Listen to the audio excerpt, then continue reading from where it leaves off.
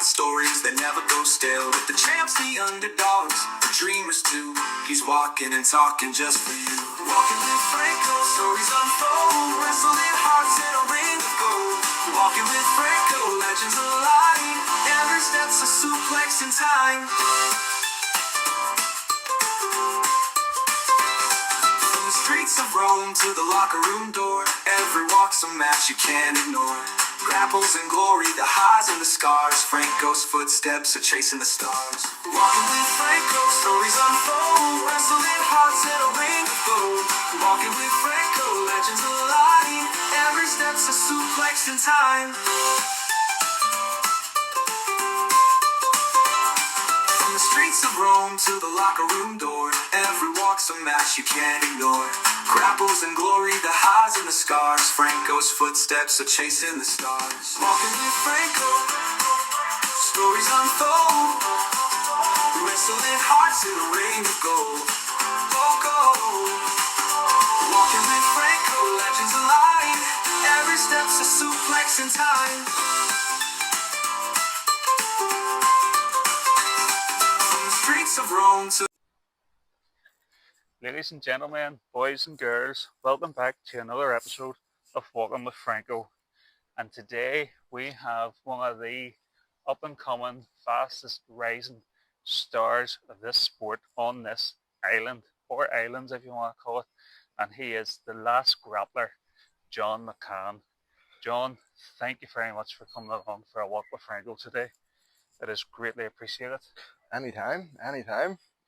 Glad to be out and about. Oh, here, and it's a wonderful day to be out too. It is. Not that you need it, but please introduce yourself to the listeners and tell us exactly who the last grappler, John McCann, is. Alrighty. I'll start off with I am a 5-year veteran of NIPW, where I train. I have travelled across the globe, wrestling in places such as Spain, Portugal, Manchester, London, you name it, I've been there. Wrestling former WWE guys, wrestling talent who are contracted, working from the top of the card to the bottom of the card. You name the spot, I've been in it. Fantastic. So, what was your first memory of wrestling and how did you get into it? Oh, it was about at Christmas time a few years ago. Well, a few years ago now. Probably about 11 at the time, or 10. And my cousin had wrestling figures. I was like, oh, this is awesome. The hell are these? And he was like, oh, this is wrestling. That's Rey Mysterio. That's John Cena. There's Alberto Del Rio. And here's a few other guys. And I was like, oh, that's really cool. Can you stick it on the TV? And he's like, yeah, I'll put it on the TV. And I was like, right. Who's good and who's bad here? Are these like superheroes? And he's like, yeah, they were like real life superheroes. And that's what kind of got me into it. Seeing that these were like superheroes in real life and being able to watch them as they did like stuff that was so unbelievable that I'd never seen at the time. Yeah, well, it's just the bright lights, the colours. When I was a kid too, that's what pulled me in. You know. Yeah. And who was your favourite wrestler back then, and why?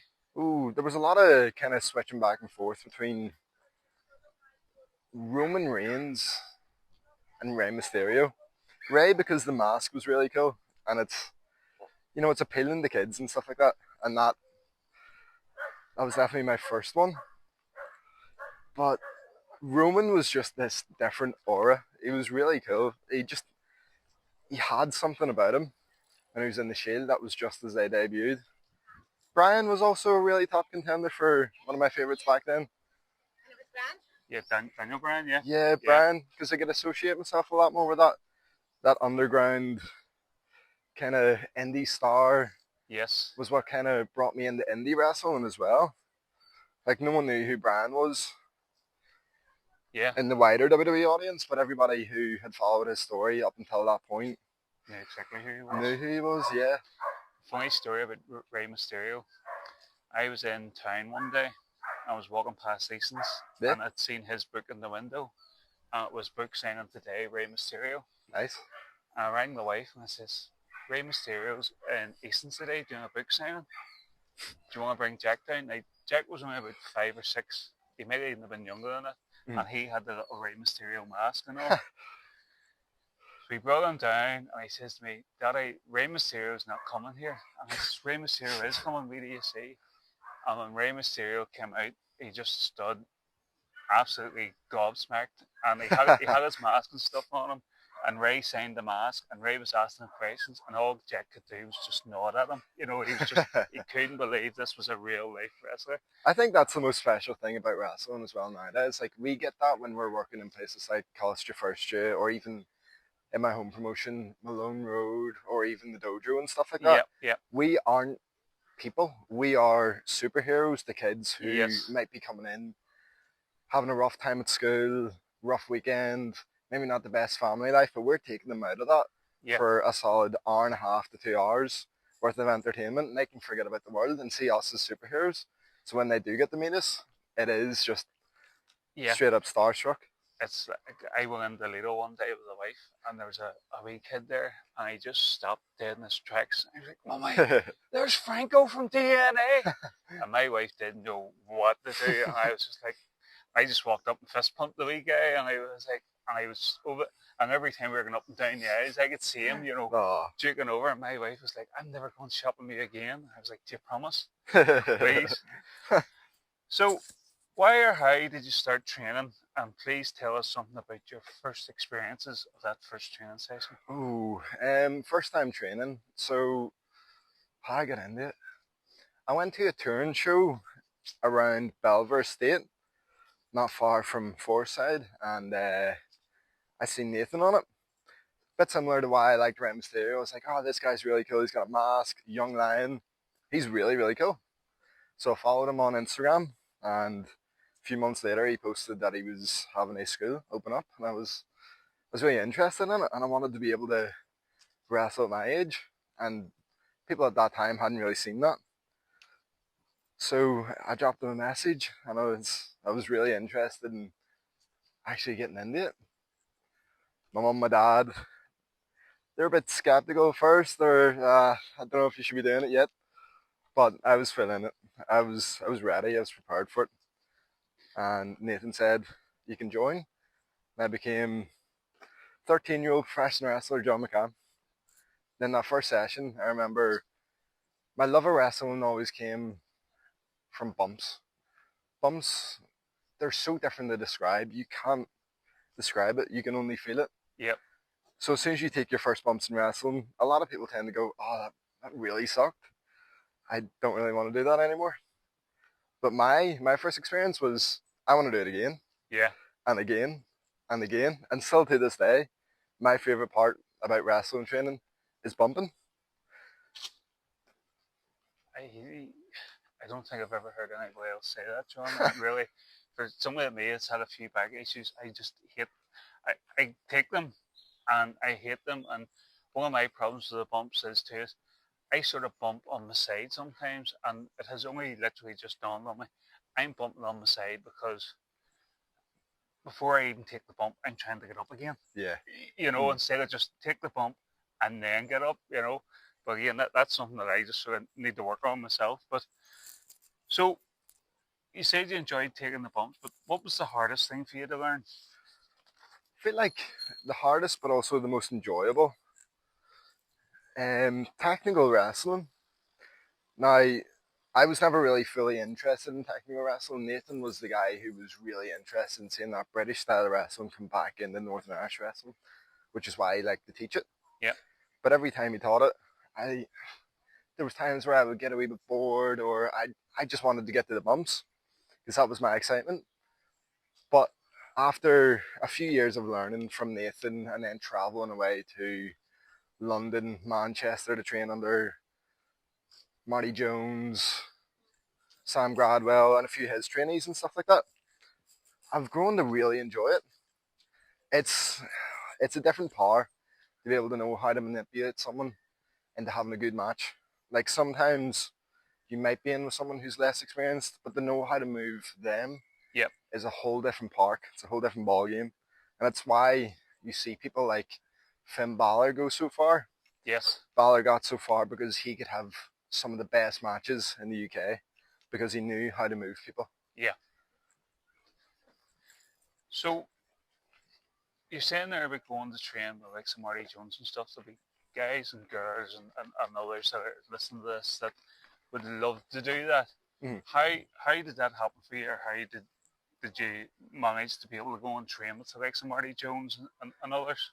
A lot of the connections I made through wrestling was through Nathan, but of the connections I made myself, a lot of it was through just putting myself out there and going, okay, yes, this is going to cost money, but do it anyway, and don't think of it as a financial gain or a financial loss.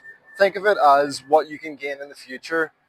Think of it as building character. Like, my favorite thing that I got doing last year was getting to sit in the locker room with Marty Skrull and talk away wrestling because he really enjoys Les Kellett and he Yes. loves the old school World of Sports style of wrestling. So to just sit there and talk with someone who is so like minded, I felt like I was sitting talking to myself in the mirror. It was Yeah. really, really cool. It's always good when you get somebody else who has the same sort of interests as you, and Mhm. sometimes you learn something too that they might know a wee bit that you don't know, and Of course. it's a great thing. Also, you be.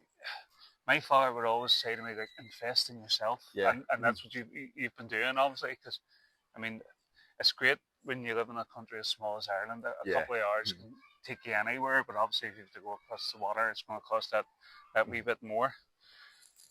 So, your build is the Last Grappler. Mhm. How did you come up with that name? So through my love of chain wrestling, I always thought I loved how the old school stance of even the promo shots of how people look like wrestlers back in the day. And there wasn't really wrestlers here, and there still isn't really wrestlers here. There's a lot of people who can do professional wrestling, Yeah. but there is a completely different side of wrestling that people just don't do. And I was trying to make myself different, and I was looking at, okay, what does wrestling in Northern Ireland and Irish wrestling not have? So I can stand out and be different. Yep. So I decided to go with the one route that everybody wasn't doing, and that was grappling. That's something that when I hear grappling, I think of the likes of Fit Finlay and William Regal, Mm-hmm. and they always stood out to me. Watching wrestling, because they, as you say, you want to be different. They were always different. Yeah, You absolutely. know. So you've been 5 years at NIPW. So Mm-hmm. what's the best thing about NIPW? I think just the openness to wrestle. A lot of our guys are just so eager to get in that ring. Your spots are going to be, there's going to be a lot less spots, but the most important thing is that everybody wants it. Everybody in that dojo wants it. From Crooks to Sage, like they've got guys going over to Lisbon every other month and every other week. Like Brandon Jenkins as well. They're all heading to Portugal. And they're all heading around the world because they want opportunities. So it's less of a team environment and more of everybody wants this damn thing. And everybody's fighting for a spot. So when you do get that spot, I've said this on a few other podcasts and stuff, but it does mean that just much more. Yeah. So for someone listening now that's thinking about starting out and someone who's young who wants to start out, what would be the best advice that you could give to someone who's thinking about it and wants to become a pro wrestler? A lot of people tend to say, just go for it. But honestly, it's not that easy. It's not an easy sport. The biggest part of wrestling to me is the mental side of things. There's a lot of people that can do the ricochets, the Will Ospreys. Everybody can do that flippy style of wrestling. Everybody loves that style of wrestling. Everybody loves just getting in the ring and wrestling. But there's a whole side of wrestling that people just neglect, and that's the mental side. And I do believe if you're not mentally strong to do this, take time to spend on yourself. Figure out what you love about wrestling, what you think's missing about wrestling. Because you can be a professional wrestler, but if you really want to make it, if you're really interested in this, bring something different to the sport. Give us something that we haven't seen before or haven't seen in a particular area. I'm not the most interesting wrestler, but the one thing I will say, it is important to be different. Yeah. And if you want to be a wrestler and you want to get bookings, you want to go elsewhere and you want to make it, you have to be different. It's like I remember Rocky Star's a big fan of going to seminars. I went to a seminar with Santino Morelli, Yeah. Morella, Mm-hmm. and I asked, what was the best thing you brought away from it? And he says, well, what Santino said was, be different. Yeah. He says, you can watch every match in the world and it's all the same. Mm-hmm. He says, if you can be different, you'll stand out and you'll go a lot further. So, what's the best bit of advice that you've been given in regards to your training and who gave it to you? That's a really difficult one. I've been getting advice for years now. It's a difficult one, but one thing I've always been told by Nathan, it's the best advice I've ever been given. Shoot for the moon. If not, you'll lie amongst the stars. See, if your goal is WWE, shoot for it day one. Shoot for that damn thing. If you don't get it, then there's plenty of other indies that will take you. Yeah. There's plenty of other companies that will take you. But if you shoot for that moon, you will fall amongst the stars. That's great advice. Great advice. So, how many matches do you reckon you've had in your 5 years? Probably coming up to about 500 or so. How many promotions do you reckon you've wrestled for? Probably about 20, 25. I also know you've wrestled for more or less every promotion on this island. Yes. Who have you not worked for here? Who have I not worked for? RCW. RCW is one of the promotions that I really, really want to get working for, as they have a lot of the talent that. That's Rebel County Wrestling in Cork. Yeah, Rebel County. I think that's really good. Also, I haven't worked for Hard Knocks Pro Wrestling. Both promotions, great. I just love being able to work around this entire country. Yeah. There has been bits and pieces where people do tend to neglect people who aren't from their own training promotion, but I'm trying to break that. It's a completely different thing nowadays. I think it's just good to be able to wrestle everywhere. Yes, I work for one promotion, but my most important thing is that I'm a professional wrestler and I work everywhere. No, that's fantastic ambitions. So whenever you did start to wrestle, what were your expectations and what were your hopes and dreams? From day one, I always knew I had a lot of time in wrestling. Yes, it can get cut short at any moment in time, but I always knew, 13 years old, getting into this business, I have a lot more ahead of me than a lot of other people. Than the likes of Franco, who didn't start, he was in his, till he was over 24. Well, we'll say. You have a lot more chance of getting into WWE. Well, imagine pushing a 13-year-old to WWE, they'd be like, nah, no chance. I mean, there's upsides, but I just knew that I had a lot more time to figure out what I was doing wrong, what I was doing right. So those formative years of me just sitting, learning, it took me 2 years to get onto a show. Yeah. But those 2 years properly grew me as a wrestler. And they taught me discipline, taught me why every single training session is important and why taking in the things that you're told and why repeating the things that you do right is important. No, that makes a lot of sense. So, I know you're a big fan of wrestling figures. Yes. Which figure have you bought which has been your favourite? Oh. Why are they your favourite? I've got two answers here. For ages, last year I was trying to find a Harley Race. Yes. And I love Harley Race. Harley Race is one of my guys who, one of the legit badasses in wrestling that never really made it to that main event scene in WWF, but to see what he did backstage and see how he was awe-inspiring. I just love that about wrestling. You have people, and then you have the wrestlers. Yep. This guy, through and through, was the hardest guy in the backstage area at any one time. I'm a big fan of books, and I read Mick Foley's books, and Mick Foley often talks about the fear of Harley. Yeah. You know, he says he would just put the fear of God into people. He would. And then the other figure, I'd say, is Great Muta. I love Great Muta. Yes. Really cool. I don't really do a lot of the Japanese style, but being able to see Great Muta and his figures from WCW and how he wrestled back then I love the histories and stuff like that. That's fantastic. Now, I know that you also take a few training sessions over at NIPW, Yes. and you also help other out with the kids' classes. Mhm. What's the best thing about helping out with the kids learn the sport of professional wrestling? I think it's quite similar to seeing them in the crowd and seeing how they see our sport. I Yep. think it's great to be able to take them out of things like boxing or just sitting there doing nothing in their house. I think it's important to have that alternative. Yep. Like, I couldn't imagine being their age, going into school and being like, I'm a professional wrestler, and then sticking a wrist lock on someone and it actually hurting. Yes. That from that age not only grows the respect they'll have when they're my age and working, Yep. but it'll also, if they stick at it, you'll get to see how good of a professional wrestler they will turn out. They will have so many years ahead of me, so many years above anybody in this country. And it's like, it's insane to be able to see, because a lot of them guys who come down for the kids class, like, they're just as good as the adults. Yeah. And that is a lot down to the training, but it's also down to how much they care and love this. Like, I don't really see them as kids. They're wrestlers. To me, they're just another talent backstage, and they're doing really, really well. As well as that, it's good for the mental. Like, a lot of kids tend to go on iPads, phones, Yes. tablets. But imagine just turning around and your kids wrestling.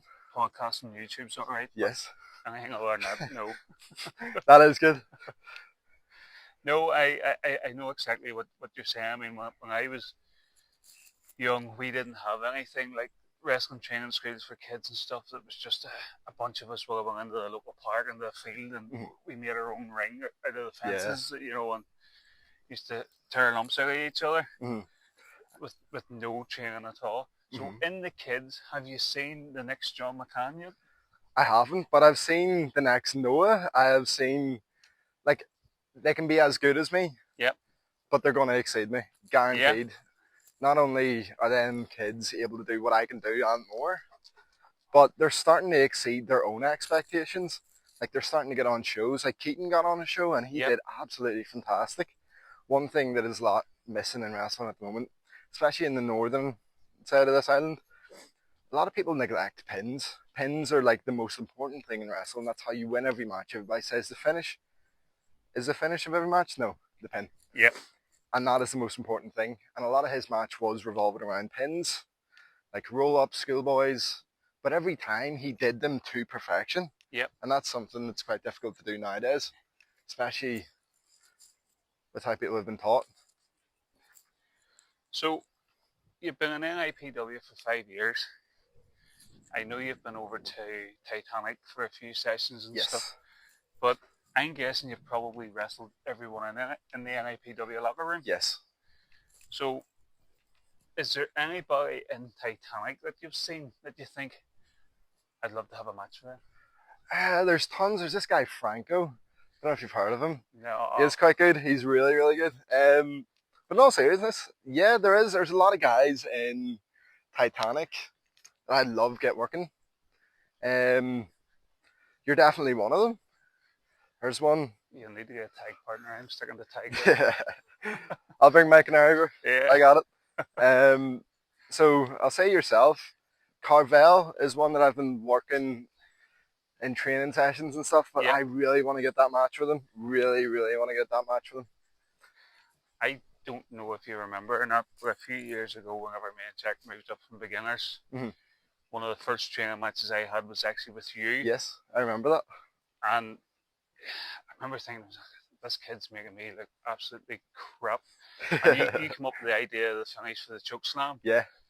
And Rocky Star, being Rocky Star, sort of tore everything to pieces. And I was like, but the choke slam at the end was great. Who learned to that there? And I just didn't have the heart to tell him I've been choke slamming Jack from he was in nappies, you know. But I remember that match quite fondly, and I remember you carried me through it quite well. I really enjoyed it. There's a lot of stuff in wrestling, especially like because I've done so much, I don't forget anything. I just love that part of wrestling. Like, just as much as a training match means as much as being out in front of a crowd. I love just being able to talk to people through wrestling. I love being able to have matches with people because my most thing, my most important part of wrestling is being different. Yep.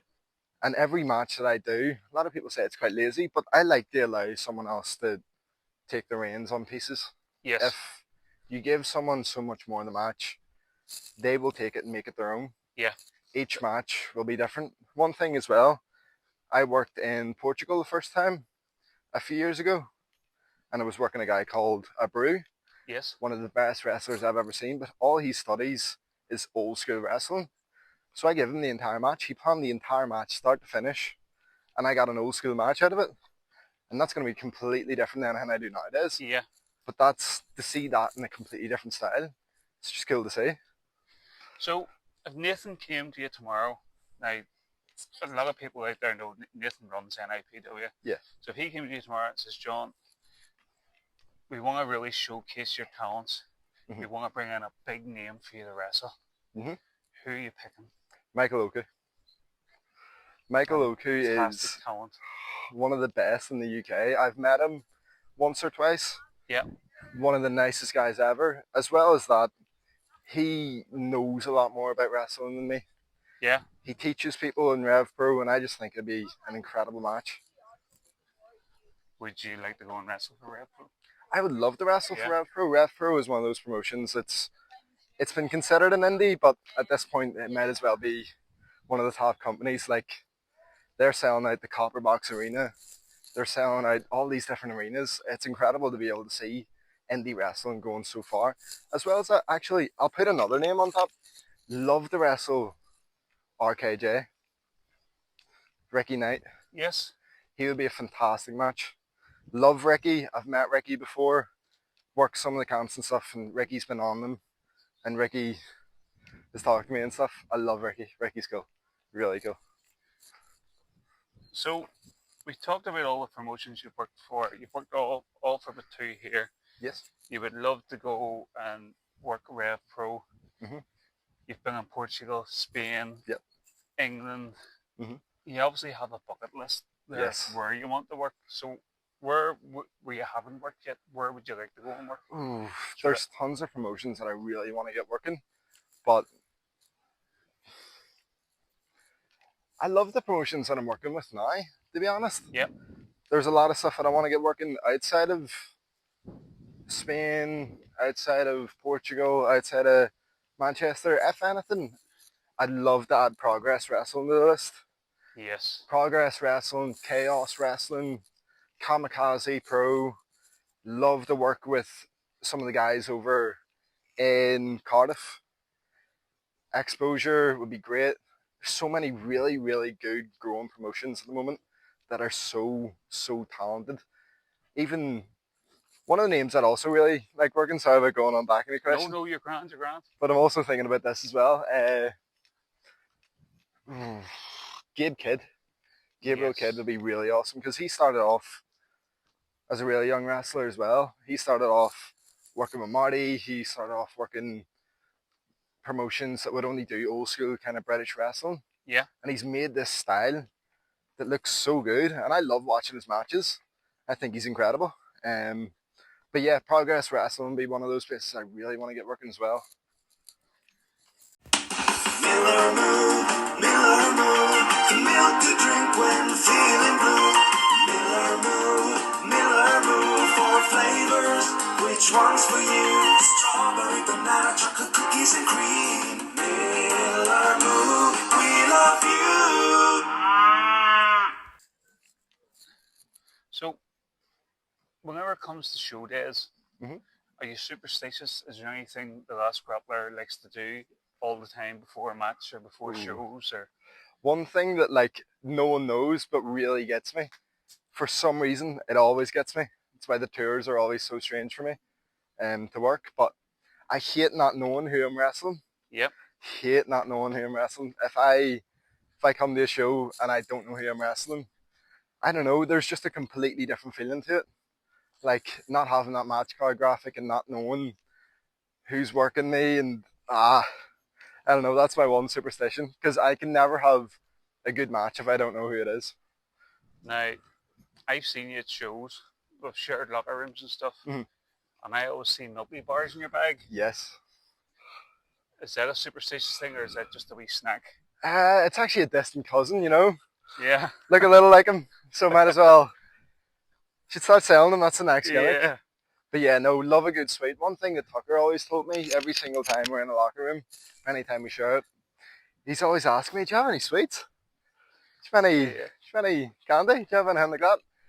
Tucker's always walking about with rice cakes. He is, yeah. And he explained it to me one day. He was like, "It makes you look really good when you're in the ring. 'Cause it gets the pump, it gets the blood flowing. And it's really good." Yeah. Like, oh yeah, it's quite good. So, what do you like to do outside of wrestling?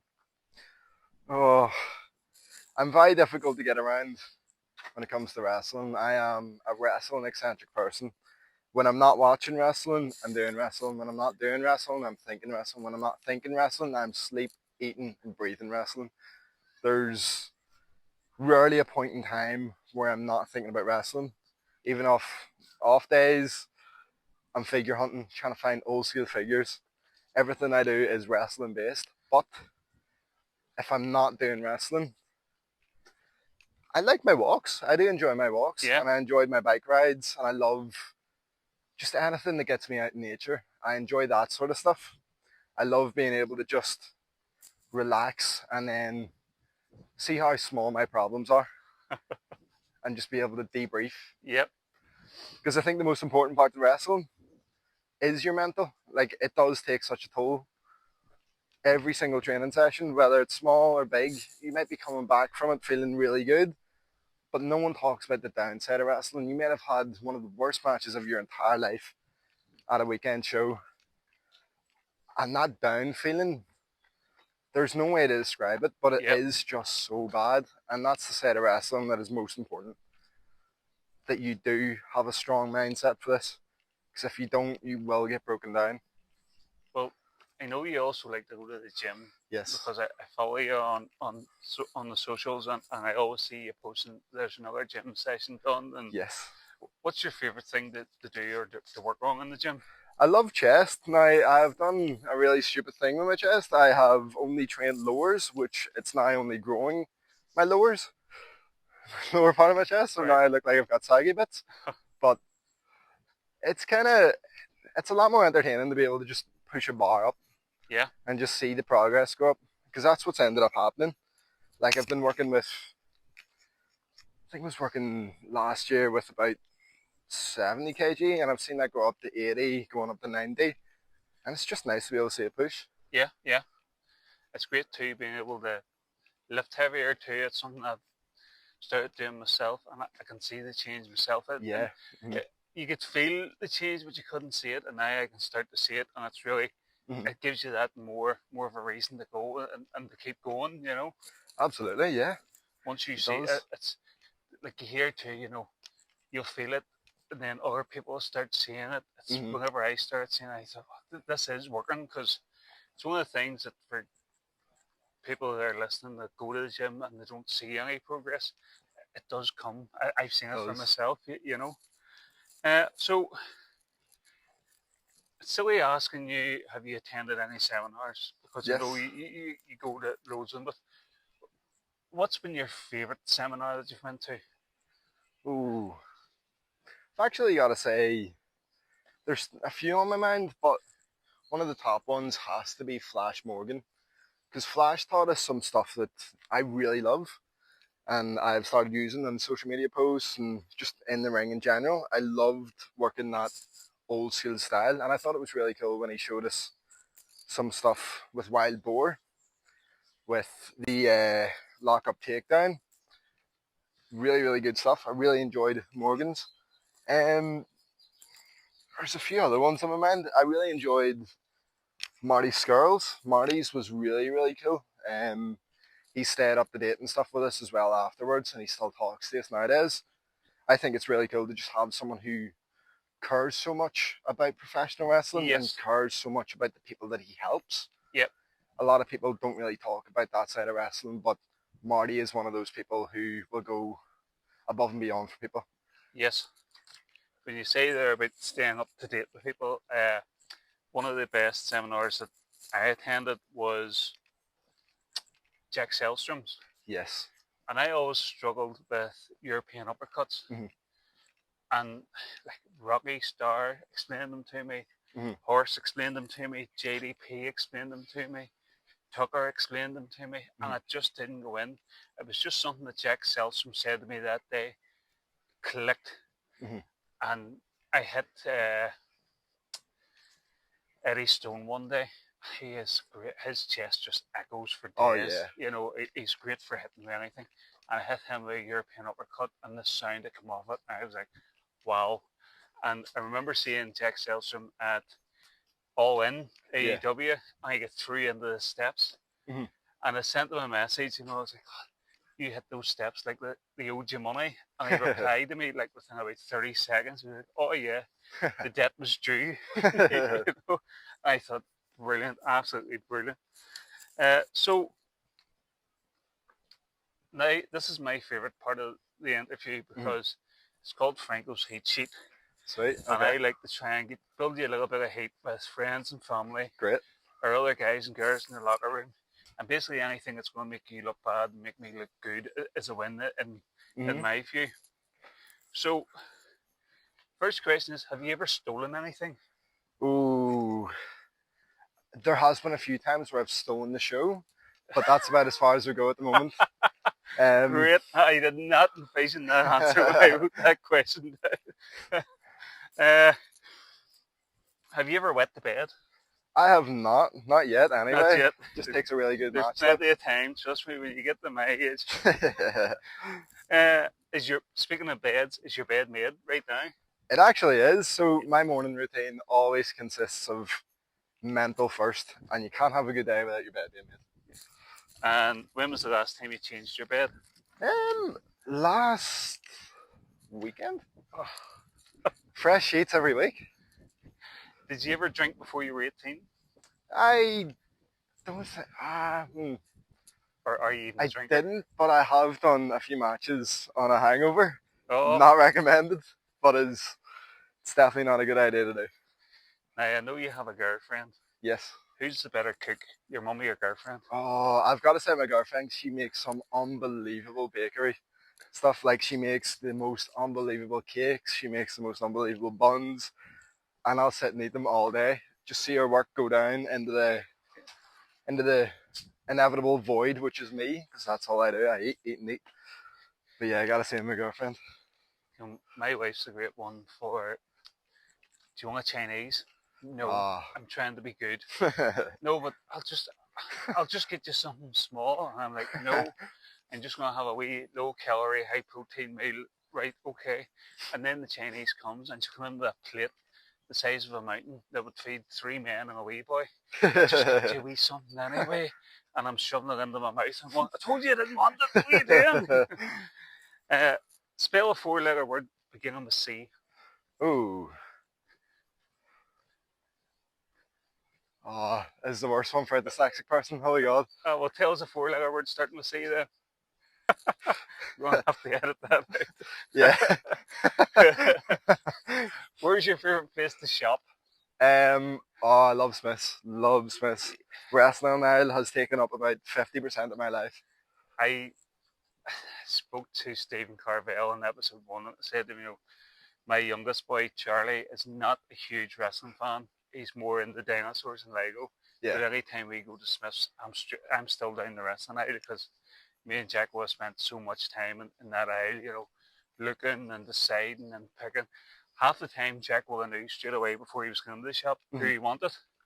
But I was always like, no, what about this one? No, I want this one now. But look at this one here, let's share with him. No, I don't want that one. But I'm straight down the wrestling line, and my wife's like, what are you doing? He doesn't like wrestlers. I know, but I can look. I'm allowed to look, you know. Who's the most annoying person in NIPW? Oh, it's not difficult to decide that one. I gotta say, Ricky, the Canary Kid. Oh, I mean, I love him to bits. One of my best mates, and someone I'm so grateful for. But my good God, he is annoying. He'd say the same about me, though. You've been to Titanic Wrestling enough times. Who would you say is the most annoying person in Titanic Wrestling? Oh, this is a really, really difficult one. I've got to say, Am I allowed to say it? Yeah, Are you sure? yeah. Say Is it going to get me? The whole idea is to get you heat, so Blake Richards. It's got to be the guy. It's got to be the guy. I love Blake to bits.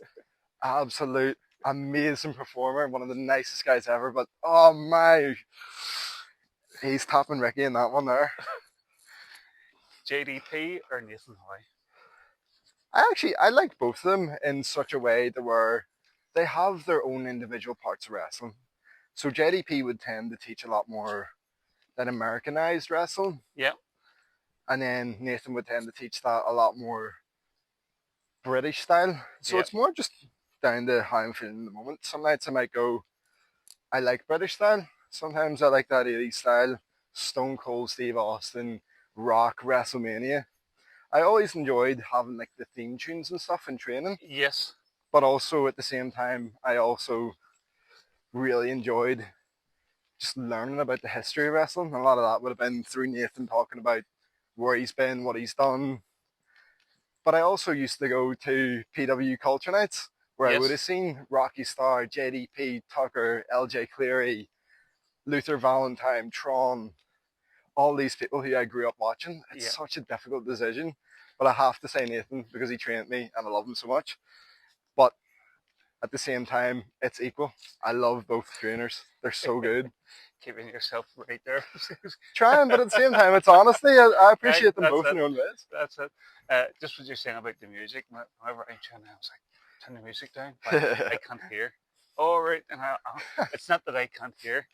I'm listening to the music in my head instead of listening to what the trainer's saying, and then I'm getting lost. I think you've already answered this one. Who's your best friend in NIPW? Yeah, I've got to say Canary. Canary is my best mate. As much as we've had fallouts, the most important thing in wrestling is having someone by your side. And he's always been there. Every time something big or small has happened, something that is coming up or some news that I've got, it's going straight to Ricky. If not Nathan. Nathan is one of my best mates as well. Nathan and Ricky. Who chops harder, Tucker or John McCann? Oh, this is a difficult one. So the thing with Tucker is Tucker does not have chops. He has full-blown samurai swords that make your chest look like they've just been diced up. That is incredible. But at the same time, I think I'd have a harder chop. But when I worked Tucker a few years ago, he chopped me so hard so many times to the point where I couldn't chop back. It was so painful to chop. When we were at the Fearless show there recently, and there was a battle royal afterwards, and I was standing beside Tucker before going out through the curtain, and I was like, Tucker, KMK wants to feel one of your chops. No, I don't. And he wants, no, I don't. No. And the bell rang, and I just felt someone's hand on my back, and they spun me around, and it was Tucker. Chop. I was like, oh, you. I just turned away from it. I was like, I'm not even getting into this. And speaking of chops too, I was speaking to Ian McCandless there shortly. And I was like, oh, and that man, John McCann, chops you, you know about it. And I was like, listen, here's the thing. John McCann's not even a man yet. He's still a boy. And he was like, no, he's a man. You watch what you're saying because you eat your words. And I was like, what I'm trying to get at, look how good he is now. When he turns 24, 25, 26, when he hits his prime, that's when he's going to be a man. Absolutely. I didn't want to say to him, when you get to my age, anybody younger than 30 is a boy. So, where are we here now? Name a wrestling moves that you can't do. Canadian destroyers. I envy everybody that does a Canadian destroyer because it looks good, it's overdone, but I can't do it and I hate it. I mentioned him to Tucker one night training, and I got about 9 messages in a row of him taking them. And I was like, a lot of moves that I can't do, I have no problem taking, but I just don't think I would have that flip in me to flip myself over. I could take it, but I definitely couldn't do it. I tried it one night, and that'll be the one night I've ever done it. Who do you see going further in wrestling? Canary Kid or Ben Nelson? Or is it Jordan? Who's the youngest one? Ben's the younger one. So they both have their own stuff that they're working on at the moment. I think they're equal at the moment. Ben does tend to have a lot more harshness on himself for the fact that he does have a brother. He Yep. does have someone who's always in his corner on his back, telling him to do stuff, telling him not to do things, relaying information, but he's doing it in ways that he's trying to figure out how to do to motivate his brother still, because they're still pretty new to wrestling. Yeah. Like, not even 2 years in. But at the same time, Ricky loves learning. Ricky loves that environment, to be able to have crack with people. I think that's what's going to get Ricky a lot more further. Yes. Not only is he a great wrestler, And he's but already a world champion. yeah, people are starting to back him, Yeah. which is great to see. Me, Nathan, and a few others since day one have backed him, but then I start to see other people go, wait, he's really, really good, and start backing him, like Drew Onyx and Torture Chamber. It's great to see. Yeah. But Ben also in his own right, he is fantastic. He is great, really good crack, great wrestler, and I enjoyed my match with him. Oh yeah, I mean, I went to the show in Malone, Mhm. the first big show that he's had there, and I seen all these guys who I hadn't seen before. Yeah. I was like, wow, he's great, he's great, Mhm. he's everybody's great, you know. Mhm. And like I seen Andy Roberts, that's his name, isn't it? Yes, Roberts. For the first time, and I had followed him on Instagram, you know, the 1% better. Mhm. This guy's brilliant for such a big guy. He can really, really move, you know. Yeah. What's your favorite cheat meal? Oh, every meal's a cheat meal for me. I have the most insane diet ever. Like, while other people might come into training with water or just healthy things, you know, things that would just get you through the training session, maybe even a wee pre-workout, I've got a 2 litre bottle of Coke, Fanta, or Sprite, which is incredibly bad for everything wrestling based. But I enjoy it. It's like every meal I have is just straight up a cheat meal. I just eat lots of it. Like I'm straight back out again, but like Yeah. No, you obviously have a very high metabolism. You can tell that by looking at the shape of you. yeah, I was sort of the same when I was younger, and now they tell you now, oh, everything has to be in moderation. But the thing that I find when I was younger, you could eat and drink whatever you wanted because you were going outside, you were doing stuff outside, you were active. Yeah. Nowadays, kids are sitting in front of the computer. Yeah. I still call it a computer, the gaming station, you know, and it's their thumbs are doing all the work, you know. yeah, and that's bringing it back as well Yeah. to the kids class and stuff like Yeah, that. and Good that's to see. it's fantastic to see. So, who's your favorite superhero? Ooh, love Deadpool. Yeah, Love Deadpool. Ryan Reynolds is great. Reynolds is one of the most incredibly funny people I've ever seen on the screen. Such a cool dude as well. Really nice. I actually got working at Comic-Con last year and met Peggy, the dog, Yes. that was in that film, and got walking her and stuff and petting her. Wow. She was really cool. But Ryan Reynolds is just funny. He's just everything that a superhero shouldn't be, but he is. My wife's maiden name is Reynolds. Yeah. And anytime I'm watching the film, she goes, "What are you watching?" I say, "Oh, I'm watching your Ryan." That's unreal. Yeah. So, what's next for John McCann? Just continuously work on this island. I want to uphold what I've got at the moment. Like I'm working for places like OTT, I'm working Titanic, I'm working NIPW, I'm working everywhere. Maybe by them 2 promotions that I haven't got working yet, and I really want to make that connection. So if I can make that connection by the end of this year, I think that's a great step. Yeah. I'm going to continue to email places like RevPro, Progress, and Scouts and anything that needs to be emailed. I'm going to continue just pushing for the stars. Yeah. And hopefully get further than that and hit the moon. Hey, that's always aim high. My father Franco Senior is a great one for sayings, and he's always aim high. Yes. Aim high. So before we go, I promised all the listeners that there would always be a few laughs Yes. in this podcast. Tell us something funny that's happened in NIPW training. Oh, I don't quite have one from training. Actually, no, I've got a few ones from training. Right, so I was working Samson Law. Absolutely massive guy, terrifying looking. A unit. Yeah, like you think of your fridge, double that and double the height. Yeah. So I was working him one day in training, really fun. Enjoy working him because he just wings people. He just doesn't know his own strength, so he just throws people. You're a sandbag, not a wrestler. So I had a match with him. We're getting to the finish, and Nathan was like, "I think it'd be a really good idea if you could do that elbow drop. Do an elbow drop on John." I'm sitting there. I am absolutely quaking in my boots, terrified that this massive rugby player is going to just drop on me. And he gets the second rope. I'm saying prepare for the elbow drop, and all I heard was snap, and I closed my eyes, and nothing hit me. And I was like, "What happened there?" I looked up. He's laying on the floor. The rope had just snapped. I don't know what saved me that night, but it was it was great. You say about taking moves. We were in a training match one night, and I was teaming with the Eddie Stone, and I says to him, "It's training a guy called Sam." I says, "Slam Sam." Tell him to wait for the move off the top rope. Mhm. And I come up with this move called the Napoli Knuckle. Yeah. It was actually that annoying person, Blake Richards, come up with the name. I go up to the top rope and I jump and I land, but I land on my feet. Mhm. And then I do it like a Jerry Lawler fist, Yeah. fist drop.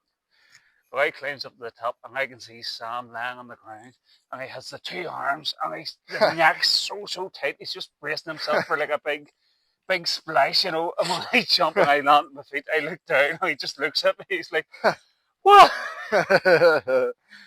Oh, it was just the fear in his face. He thought, there's a big splash coming here. How am I going to take this? This is going to wreck me, the size of him. I just remember that. And there was no wee bit of move I had to do, but my mind just went completely blank because I was just blown away by his expression. That is unreal. Holy. John, I just want to say thank you very much for coming along today. It has been an absolute pleasure. Anytime. And an honour, and it's been great to hear your story. Yes, absolutely. I look forward to seeing what you get up to in the future. And it's always great to have you on the Titanic shows because you always bring, as you say, you bring something different. Mm-hmm. Again, listen, thank you so much for coming today. Anytime. Folks, that's the end of the show.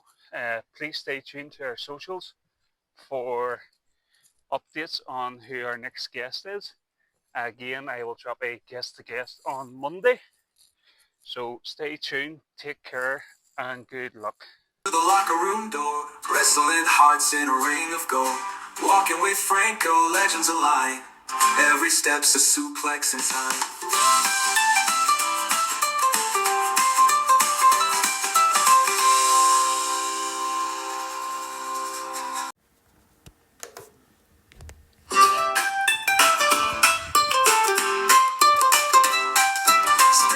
Step through the wrestling tale. Franco's got the stories that never go stale. With the champs, the underdogs, the dreamers too. He's walking and talking just for you. Walking with Franco, stories unfold. Wrestling hearts in a ring of gold. Walking with Franco, legends align. Every step's a suplex in time.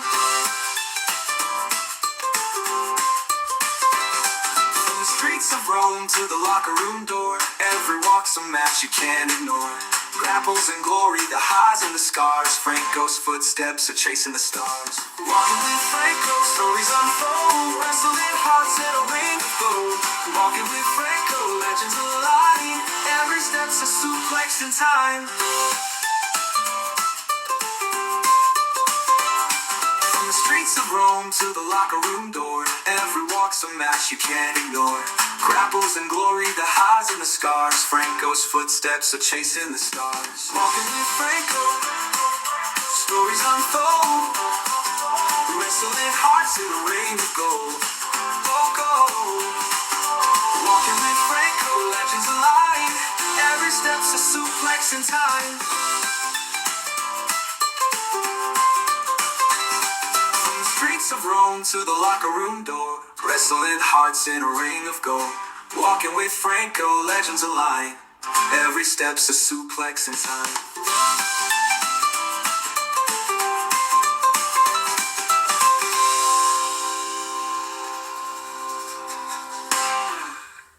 From the streets of Rome to the locker room door, Every walk's a match you can't ignore. Grapples in glory, the highs and the scars. Franco's footsteps are chasing the stars.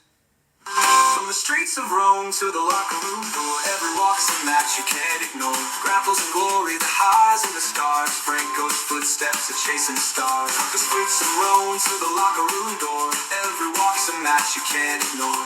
Grapples in glory, the highs and the scars. Franco's footsteps are chasing the stars. He's got the moves and the pasta charm, a gladiator's heart with a wrestler's arm. Through the ropes of life, the stories climb. Franco's walking and it's prime time. Walking with Franco, stories unfold. Wrestling hearts in a ring of gold. Walking with Franco, legends alive. Every step's a suplex in time.